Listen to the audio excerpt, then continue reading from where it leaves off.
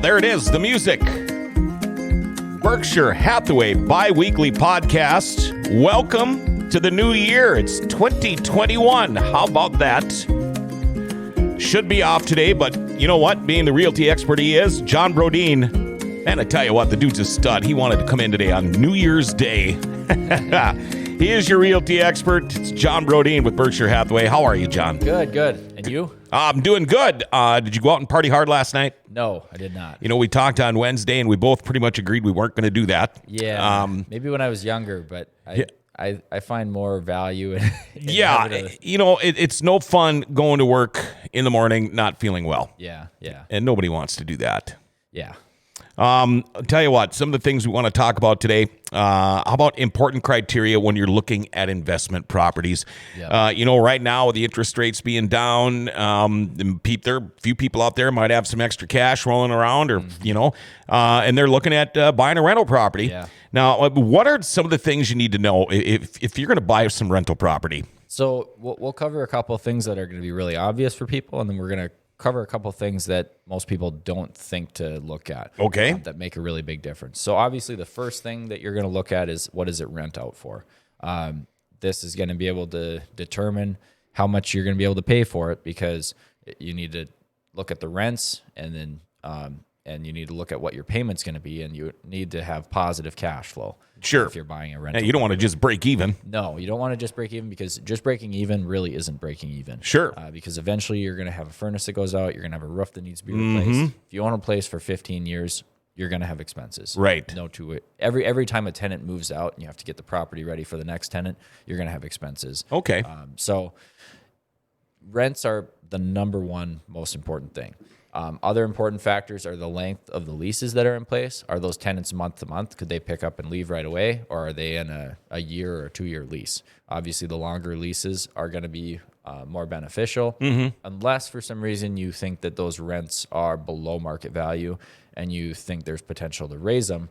Then that rent amount being locked in for 2 years might not be a good thing for you as a potential, buyer and landlord. Now, if you sign a lease, say you sign a 1 year lease at so much per month, during that 1 year that you are under lease, can you jack the rent or lower it, or can you change it? That's probably going to depend on the wording in the actual lease. Okay. So that's going to be probably on a case by case basis. Okay. I wish I had a better answer for you. It's something that we'd have to. I know I would look into it on a case-by-case basis, but I don't know the exact answer for you on that. Is a 1 year lease, is that kind of the norm, or 6 months, or how does that work? 1 year is more normal. That's what we see most often. So another big thing is how long have the tenants been in place? Tenants having been there for a long time, that's definitely a good thing for most people, unless, of course, you plan to renovate it and raise leases, raise rents or whatever.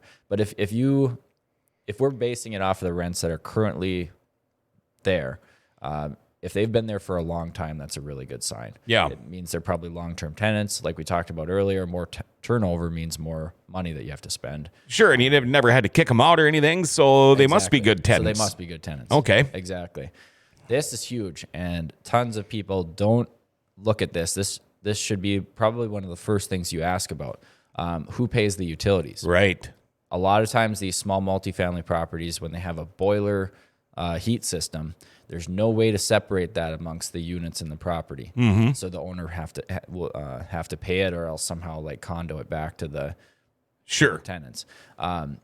So the if the owner pays the utilities, you want to take that right off the top, right? Just like you would with when you look at profit and loss statements on anything. But a property could have great rents compared to what they're asking for it. But if it's an old property and it's not very energy efficient, and there's a boiler and there's no way to split it up amongst the renters, that could be a way worse deal than it looks to be on paper. So the other thing in the same kind of thread there is who's responsible for the groundskeeping. Okay. Does the owner have to pay for snow removal and lawn care? That's another big thing to ask.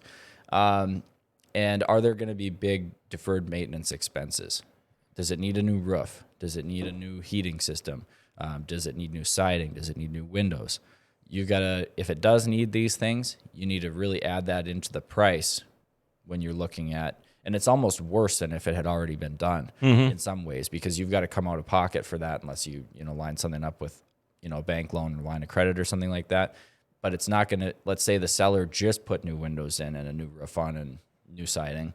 When you wrap it into your real estate loan for the property, you're probably getting better terms and rates, Right. versus if you're taking out a separate loan to make those improvements to the property. So if, say you have a rental house and I want to rent from you, we sign the lease and all that, and I ask you about the yard and the landscaping and all that stuff. I would imagine when you rent a house, most of that stuff is taken care of by the person renting the house, because it doesn't matter if you're renting or buying, you're still going to have to do it. Yeah.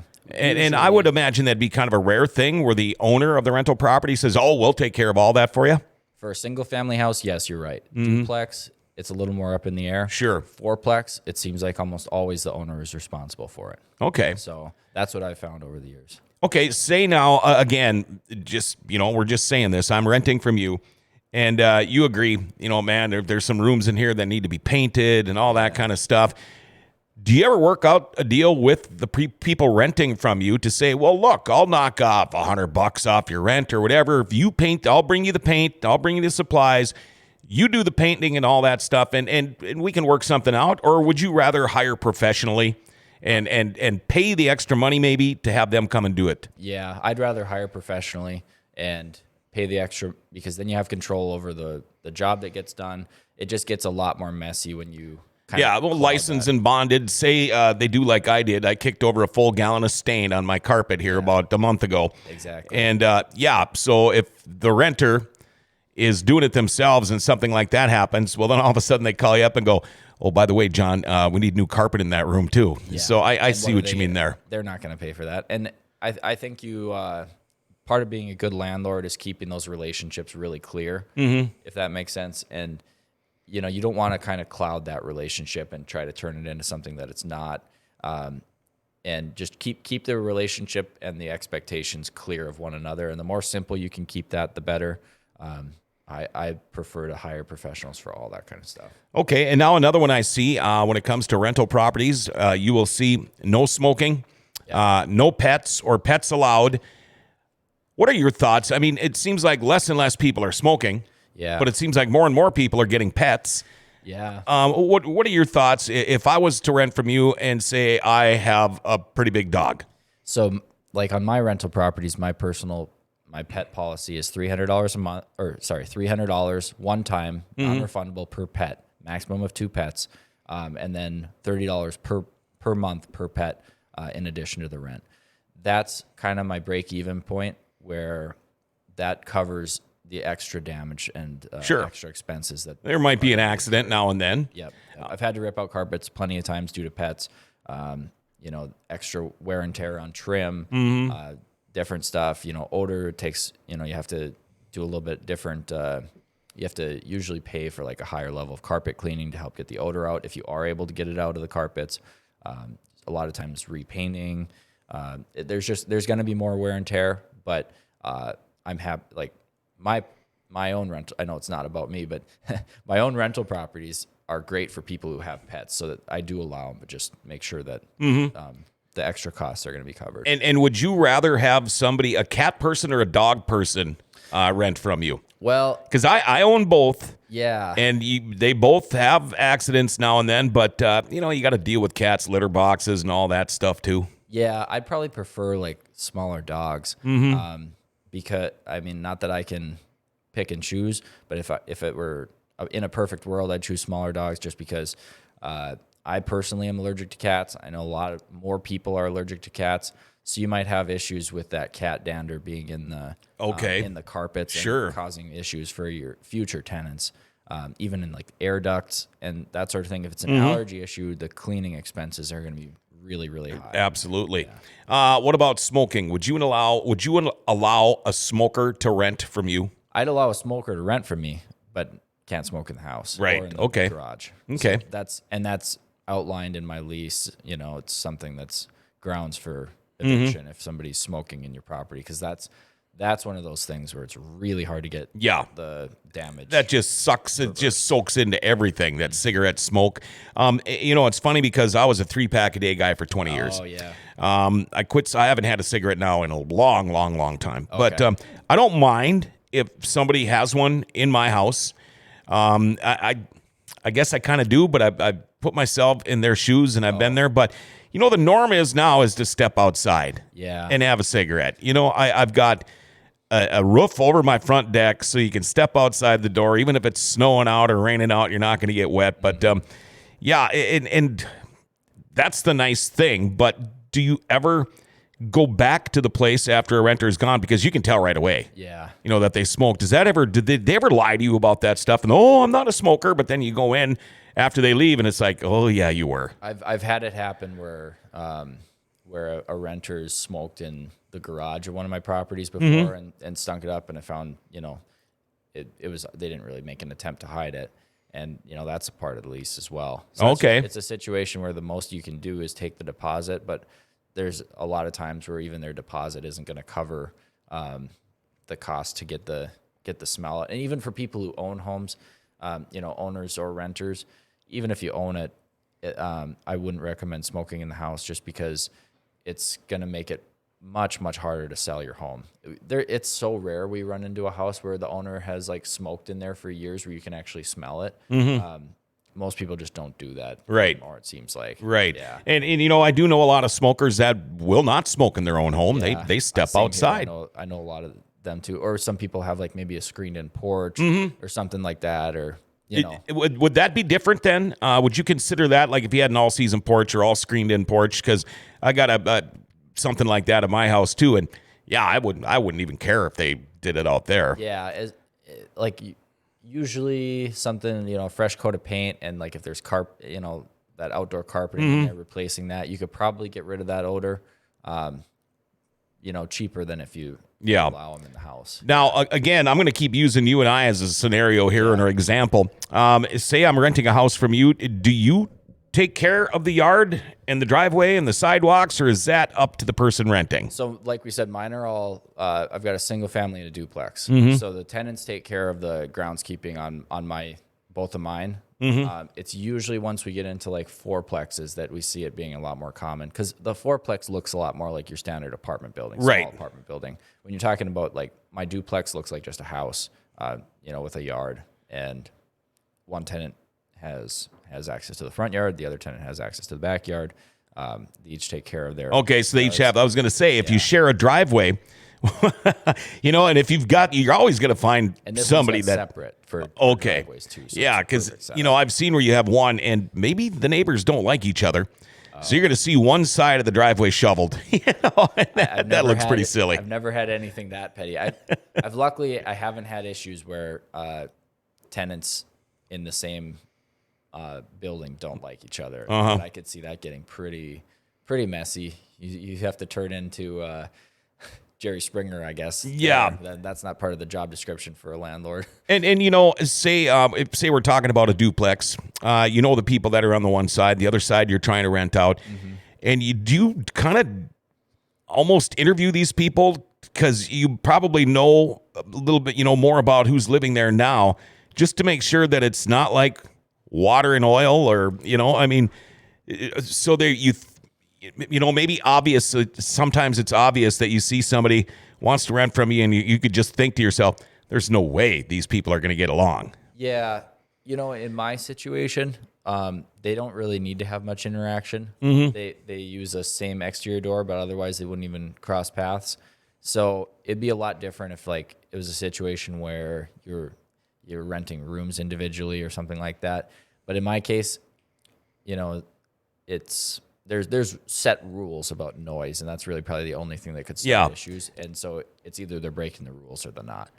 That TV commercial keeps coming to my mind about, but we have problems with clogging. Oh my gosh. Yeah. That would be against our rules. Our neighbors fencing.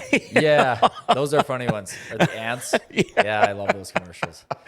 Oh boy! All right, so it seems to me, John, a lot of people I know with rental properties right now, investment properties, it seems like a lot of them are selling, and I don't know why. I know for sure one of them He's got a lot of properties. He's a couple of guys I know, and they've just been doing it for so long. And these are the kind of guys, they're hands-on guys. Yeah. They don't hire a lot of the work out themselves. But could you imagine if you're doing all that work and you got 8 or 10 of these investment properties?